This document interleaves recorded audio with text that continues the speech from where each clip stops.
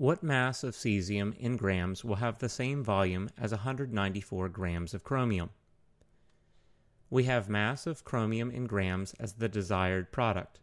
We are told they have the same volume, and we're told we have 194 grams of chromium to start with.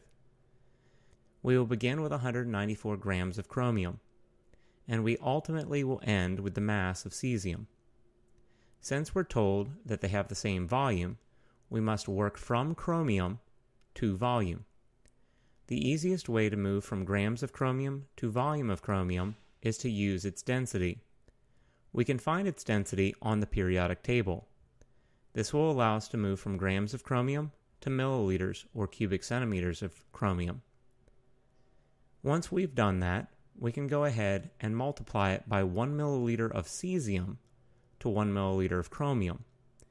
The reason for this is we're told they have the same volume. If I were to stop right now, I would have milliliters of chromium, which, according to the question, is the same volume as that of cesium. So, if I make it 1 to 1, I can move on to cesium. Once into milliliters of cesium, I can multiply by its density, again found on the periodic table, and move from milliliters or cubic centimeters of cesium to grams of cesium. I'll multiply across the top 194 times 1 milliliter times 1 milliliter times 1.87 grams of cesium. I'll then divide by the product of 7.19 grams chromium times 1 milliliter chromium times 1 milliliter cesium.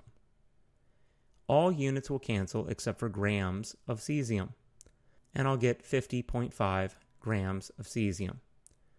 Again, remember the key here is to find the same volume. Once there, I can move on to my final product.